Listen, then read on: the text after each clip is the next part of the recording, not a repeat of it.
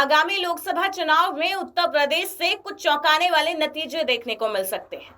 इस बार यहां समाजवादी पार्टी का गठबंधन बहुजन समाज पार्टी के साथ नहीं हुआ। अखिलेश यादव इस बार कांग्रेस के साथ मिलकर बीजेपी का किला ढाने की तैयारी में है। एसपी बीएसपी गठबंधन 2019 में ज्यादा कारगर साबित नहीं हो पाया था और गठबंधन कुछ ही सीटों पर सिमट कर रह गया। दिल्ली का रास्ता यूपी से होकर जाता है। जिसको यूपी से प्यार मिल गया, समझो उसको 5 साल के लिए सत्ता मिल गई। हर कोई यूपी में ज्यादा से ज्यादा सीटें जीतना चाहता है। इस बार का मुकाबला दिलचस्प होने वाला है क्योंकि इस बार समाजवादी पार्टी और कांग्रेस ने गठबंधन किया है। यूपी में 2014 में 2019 में जनता ने बीजेपी को अपार प्यार दिया। 2014 में बीजेपी गठबंधन ने उत्तर प्रदेश की 80 में से 73 सीटें जीती। 2019 के चुनाव में अकेले बीजेपी ने 62 सीटें हासिल की थी और सहयोगी अपना दल को 2 सीटें मिली थी। लेकिन इस बार मुकाबला एक तरफा नहीं दिख रहा है। हालांकि समाजवादी पार्टी का हाल ही में बीजेपी से एक राज्यसभा सीट हार गई, लेकिन लोकसभा में मुकाबला दिलचस्प होने की उम्मीद है।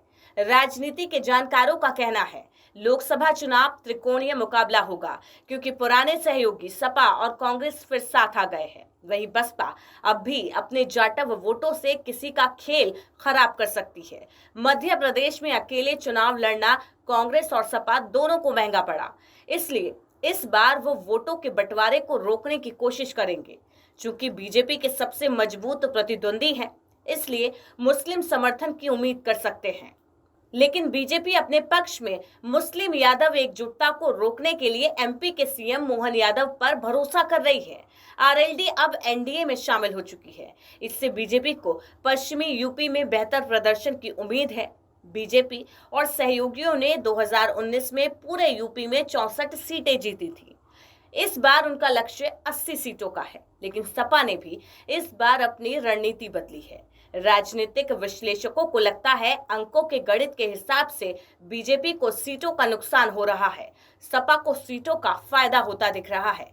हालांकि साल 2019 के लोकसभा चुनाव में बीएसपी और सपा ने साथ मिलकर चुनाव लड़ा था। बावजूद इसके दोनों ही दल सिर्फ 15 सीटों पर जीत दर्ज कर पाए थे। इस बार चुनाव में बसपा अकेले उतरने का ऐलान कर चुकी है।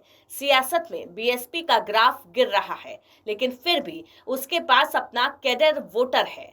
अखिलेश और मायावती का अलग अलग लड़ना बीजेपी के लिए फायदेमंद साबित हो सकता है।